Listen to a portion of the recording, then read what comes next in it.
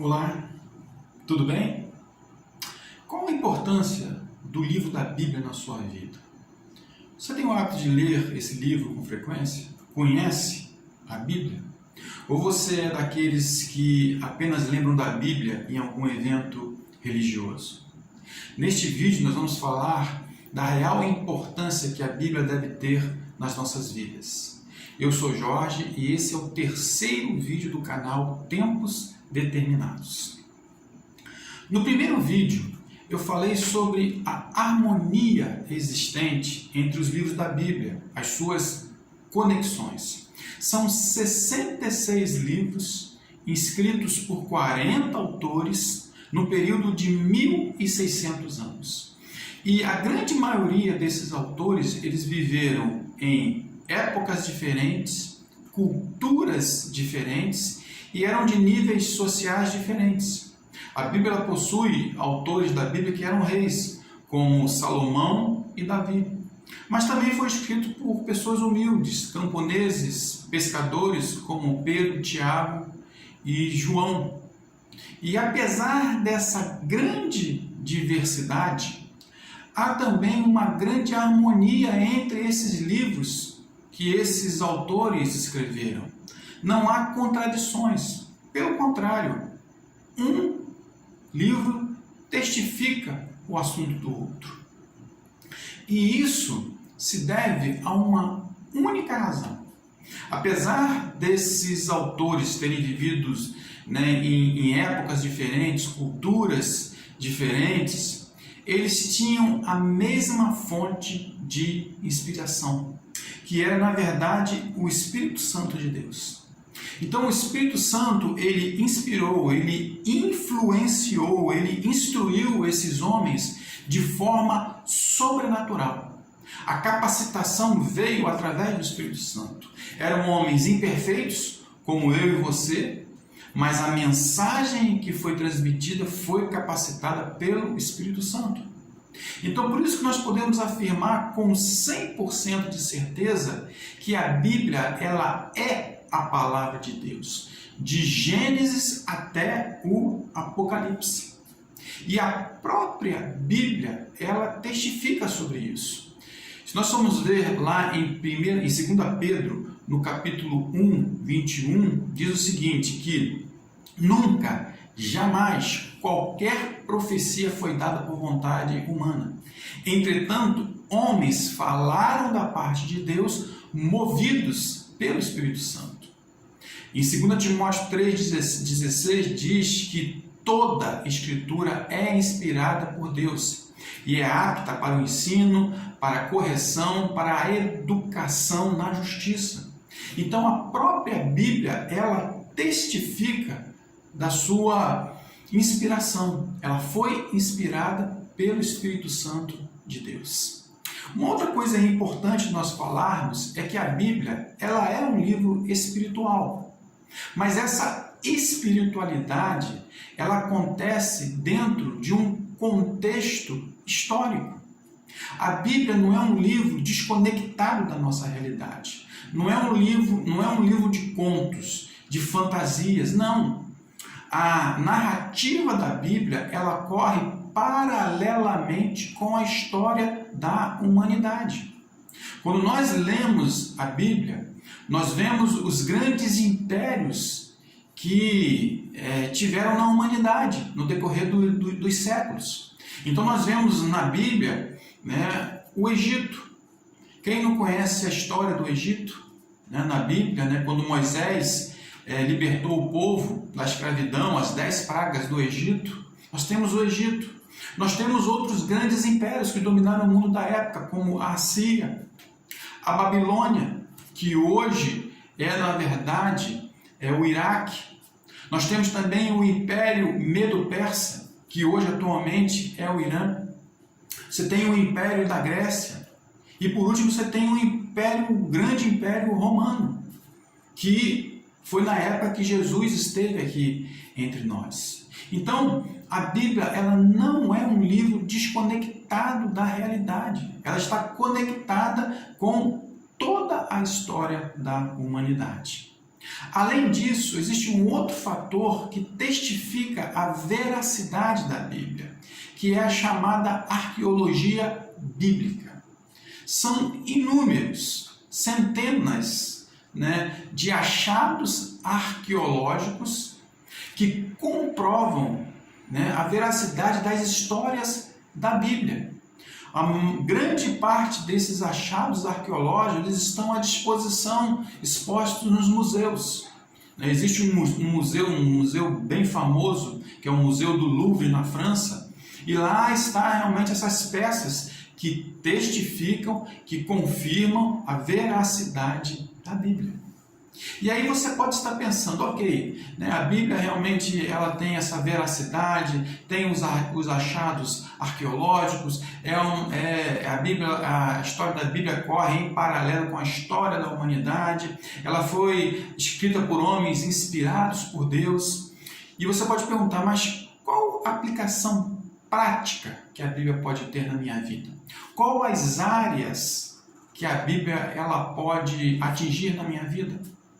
E eu quero dizer para você que a Bíblia ela tem orientações, direções para todas as áreas da sua vida, porque a Bíblia ela é um livro completo. Então, para todos os assuntos, ela possui princípios que vão nortear a sua vida.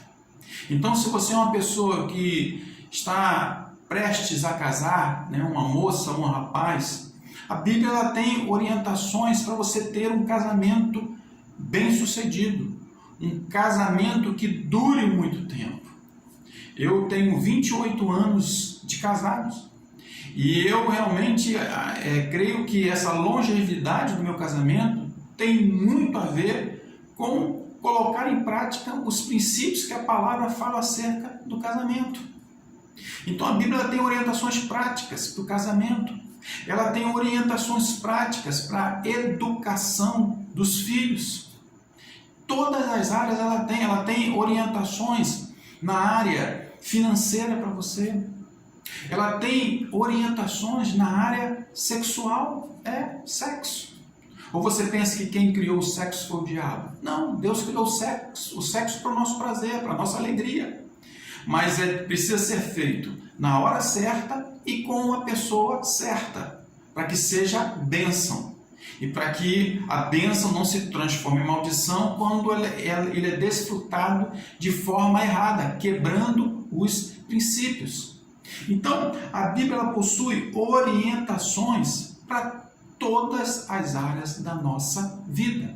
O grande problema é que as pessoas desconhecem esses princípios ou muitas das vezes ignoram esses princípios. E aí tomam decisões erradas, atitudes erradas, totalmente fora dos padrões que a Bíblia estabelece, dos princípios que são importantes para nortear as nossas decisões. E aí a vida vira uma bagunça. E quando vira uma bagunça, aí as pessoas querem correr para Deus arrumar algo que eles mesmos bagunçaram. Então, quando nós seguimos os princípios da palavra de Deus, nós temos uma vida abençoada em todos os aspectos das nossas vidas.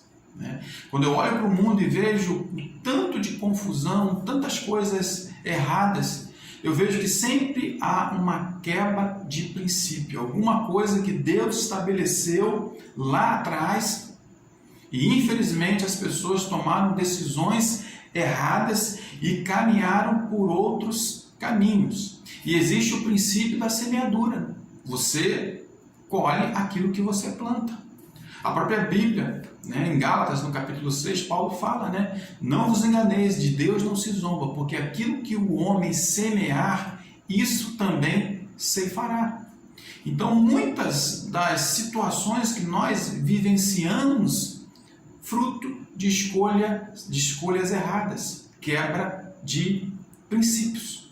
Por isso que vale a pena conhecer e praticar a palavra de Deus. Nós temos que ouvir, conhecer e praticar. Jesus ele falou que aquele que ouve e pratica as minhas palavras é visto como um homem prudente. um homem ajuizado, um homem sensato. E esse homem que ouve e pratica a palavra, ele constrói a sua casa na rocha. Diferente daquele que ouve a palavra, mas não pratica, que a Bíblia chama de insensato, louco, doido, que constrói a sua casa em areia. E aí vem as tempestades e logo aquela casa ela cai. Então é importante a gente conhecer a Bíblia e praticar a Bíblia. Tem uma passagem no livro de Salmos, no primeiro capítulo de Salmos, que fala acerca da importância de nós não nos determos na roda dos escarnecedores, né, nos aplicarmos no livro da lei, conhecer a palavra de Deus, e nós vamos colher coisas benditas. E aí o texto diz assim, lá em Salmos, no capítulo 1, a partir do versículo de número 1, diz assim: Bem-aventurado o homem que não anda no conselho dos ímpios, não se detém no caminho dos pecadores, nem se assenta na roda dos escarnecedores. Antes, o seu prazer está na lei do Senhor, e na sua lei medita de dia e de noite. E aí vem a recompensa daqueles que realmente meditam, daqueles que colocam a palavra em prática. Diz assim: ele é como árvore plantada junto à corrente de águas, que no devido tempo dá o seu fruto, e cuja folhagem não murcha, e tudo quanto ele faz será bem sucedido. Ser bem sucedido em tudo não significa ausência de problemas. O próprio Jesus falou que no mundo nós teremos problemas. Tenha bom ânimo, eu venci o mundo. Mas quando nós realmente colocamos essa palavra em prática e nós conhecemos essa palavra, né, nós vamos enfrentar os problemas com uma outra visão, com outro entendimento. Eu costumo dizer que quando você aplica a palavra na sua vida, é qualidade de vida. Você tem uma qualidade de vida melhor. Você vive melhor, você vive mais e você colhe os frutos de ter uma vida na presença de Deus. Eu quero terminar esse vídeo contando uma história que se passou no século XVIII, muito tempo atrás, na França. Nesse período existia um filósofo. Esse filósofo ele também era escritor também, né? Tinha essas duas funções, chamado Voltaire. E Voltaire era uma pessoa muito conhecida na época. Até hoje, você, se entrar em alguma plataforma digital para comprar livros, você vai encontrar a obra dele, uma obra que até hoje continua aí, né, à disposição. E Voltaire era um homem muito esclarecido, muito sábio, e ele era uma pessoa que, na verdade, ele acreditava em Deus, ele acreditava na existência de um ser superior, mas ele não acreditava no cristianismo, ele não acreditava na Bíblia. Então ele fazia de tudo para desacreditar no que estava escrito no livro da Bíblia. E nesse período ele fez a seguinte declaração. Ele falou que a Bíblia, num período de 100 anos, ela somente existiria nos museus para alguma consulta, que alguma pessoa curiosa fosse pesquisar, porque a Bíblia ela ia desaparecer da Terra, porque a evolução, né, o conhecimento científico, então a Bíblia ia se tornar um livro obsoleto, ninguém ia mais ler a Bíblia. E aí Voltaire ele morre, e 50 anos depois da sua morte, a casa onde ele morava e onde ele escreveu as suas principais obras e fez essa declaração, ela é vendida. E ela é vendida na época para a Sociedade Bíblica da França. E o objetivo dessa sociedade era produzir e distribuir a Bíblia em toda a Europa. E essa sociedade, ela comprou a casa que era do filósofo. e ela transforma aquela casa num grande depósito para produção e distribuição da Bíblia. Então, aquilo que Voltaire falou como profecia não só não se cumpriu, como a própria casa dele se tornou um local de distribuição, né, das Bíblias. A Bíblia hoje, para você ter uma ideia, ela é o livro mais vendido no mundo, e isso é disparado. Ela é o best-seller dos livros. Para você ter uma ideia, nos nossos dias já foram produzidas mais de 3,9 bilhões de Bíblias. Para você ter uma ideia também, o segundo livro, né, que ocupa esse lugar, foram feitas em torno de 820 milhões de cópias. Isso corresponde a pouco mais de 20% do valor total que já foi produzido na Bíblia. Então, a Bíblia ela continuará sendo produzida até a volta do nosso Senhor Jesus Cristo, porque ela é a palavra de Deus, de Gênesis a Apocalipse. Espero que você tenha gostado desse vídeo.